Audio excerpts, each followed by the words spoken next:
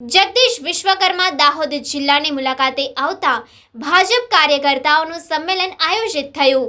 ભાજપના પ્રદેશ અધ્યક્ષ બન્યા પછી જગદીશ વિશ્વકર્મા આજે પ્રથમ વખત દાહોદ જિલ્લાના પ્રવાસે આવ્યા હતા।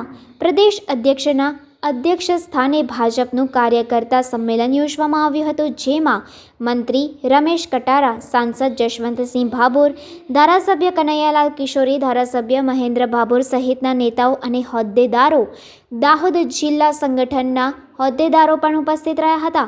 કાર્યકર્તા સંમેલનમાં મોટી સંખ્યામાં ભાજપના વિવિધ હોદ્દેદારો અને કાર્યકર્તાઓ હાજર રહ્યા। પરંપરાગત આદિવાસી પાઘડી, ઝુલડી અને તીર કામઠાથી જગદીશ વિશ્વકર્માનું હાર્દિક સ્વાગત કરવામાં આવ્યું હતું। સાથે જ હજારો નોટબુક સ્વાગતમાં ભેટ આપવામાં આવી હતી, જે તમામ નોટબુકો નાના બાળકોને ભેટ આપવામાં આવી હતી।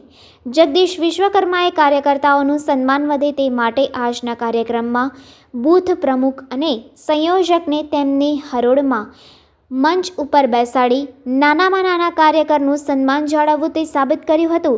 જગદીશ વિશ્વકર્માએ કાર્યકરોને સંબોધન કરી તેમની કામગીરી અને ચૂંટણીમાં તેમની મહેનતને બિરદાવી હતી અને આગામી ચૂંટણીઓમાં વધુને વધુ બહુમતી સાથે દરેક વિસ્તારમાં ભાજપનો ઉમેદવાર જીતે તે માટે મહેનત કરવા આહવાન કર્યું હતું। આજે દાહોદ 132 વિધાનસભાનો કાર્યકર્તા સંમેલન દાહોદના છાપરી મુકામે શ્રીરામ પાર્ટી પ્લોટ ખાતે યોજાયો હતો અને આ કાર્યક્રમમાં ગુજરાતના પ્રદેશ પ્રમુખ આદરણીય જગદીશભાઈ વિશ્વકર્મા સાહેબે કાર્યકર્તાનો હોસલા વધારવા માટે અને આવનાર સ્વરાજ્ય સંસ્થાની ચૂંટણીમાં કોંગ્રેસના સુપડા સાફ કરવા માટેનું એક આહવાન કર્યું હતું અને આ રીતે તેઓએ તમામ કાર્યકર્તાના સંબોધન પણ કર્યું। એક વિશેષ વાત તમને ખાસ કહેવાની એમ કે ભાઈ દાહોદમાં આજે બૂથના પ્રમુખને અને સાહિત્યિકના સંયોજકને બંનેને પ્રદેશ અધ્યક્ષ બંને પોતે મંચ પર બેસાડીને કાર્યકર્તાનું કેટલું સન્માન થાય છે ભારતીય જનતા પાર્ટી, એ આજે સમગ્ર અન્ય લોકોને પણ આજે એક મેસેજ આપ્યો હતો કે ભાઈ સામાન્ય કાર્યકર્તાની ભારતીય જનતા પાર્ટી માન સન્માનપૂર્વક કદર કરે છે